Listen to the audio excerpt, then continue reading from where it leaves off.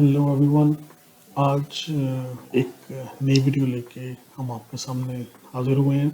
इसमें सबसे काम की बात यह है कि हमने कुछ कंट्रीज से रिलेटेड डाटा इकट्ठा किया है, जिसमें उनकी एक्सपोर्ट, इंपोर्ट और उनके रिजर्व्स का डाटा इकट्ठा किया है और उनकी करेंसी की वैल्यू निकाली है। उनकी करेंसी किस वक्त क्या कन्वर्जन एक्सचेंज रेट है और क्या असल में होनी चाहिए। ये असम्पशन हमने की है कि अगर ये सारी कंट्रीज अभी काम ना करें, बिल्कुल मुल्क सारी कंट्री स्टैंड स्टिल पे चली जाएं, तो उनकी करेंसी की वैल्यू क्या, एक्सचेंज रेट क्या होना चाहिए। तो आप देख सकते हैं सबसे पहले चाइना की इंपोर्ट और इसकी एक्सपोर्ट ज़्यादा है और रिजर्व भी इसके काफ़ी हैं, तो ये भी थोड़ा रिलैक्स भी हो जाए तो उसकी करेंसी की वैल्यू ऑलमोस्ट सेम ही रहेगी। आप देख सकते हैं 7.22 से 6 पॉइंट, यानी कि उल्टा करेंसी स्ट्रांग हुई अगर वो काम करना छोड़ दें तो। यूनाइटेड स्टेट्स ज़ाहिर बात है डॉलर उनके पास है, डिस्कस करने का फ़ायदा नहीं है। जर्मनी को 4 गुना, ऑलमोस्ट 4 गुना ज़्यादा काम करना पड़ेगा अपनी करेंसी को बरकरार रखने के लिए। फ्रांस को भी, क्योंकि ये दोनों यूरो ही यूज़ करते हैं, इसको ज़रा 3-3.5 गुना काम करना पड़ेगा। यूनाइटेड किंगडम को भी 4.5 गुना काम करना पड़ेगा। जापान थोड़ा रिलैक्स भी हो जाए तो काम चलेगा, इसकी करेंसी उल्टा स्ट्रांग हो जाएगी। नीदरलैंड को 5 गुना काम करना पड़ेगा अपनी करेंसी को स्ट्रांग रखने के लिए। सिंगापुर को तकरीबन जितना काम करा तो थोड़ी सी ज़्यादा एफर्ट करनी पड़ेगी करेंसी को स्ट्रांग रखने के लिए।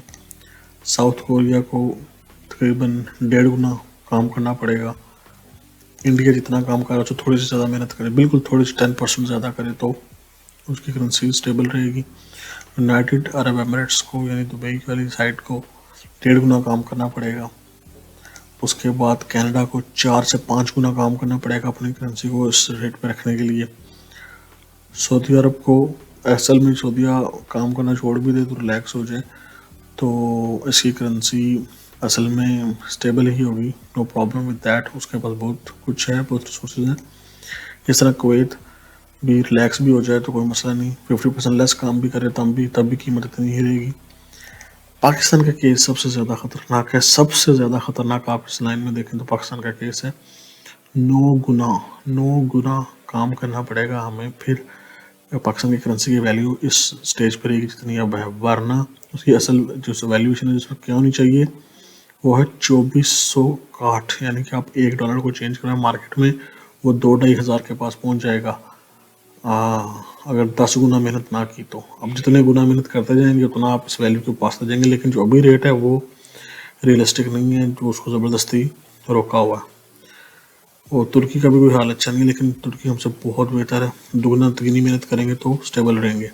तो पाकिस्तान का केस सबसे ज़्यादा इंटरेस्टिंग है और ख़तरनाक है। इस वक्त आपको डॉलर 277 का मार्केट में नज़र तो आ रहा है, लेकिन असल में उसकी जो ग्राउंड वैल्यू है इस वक्त वो 2-2.5 हज़ार के पास है अकॉर्डिंग टू दीज नंबर्स में। असम्पशन ये है कि अगर मुल्क काम करना छोड़ दें उनकी करेंसी कहाँ जाके रुकेगी या क्या कितनी ज़्यादा डीवैल्यू हो जाएगी। Thank you so much. आपको यहाँ से कोई नई इन्फॉर्मेशन मिली हो तो चैनल को सब्सक्राइब करें, लाइक करें। Thank you so much.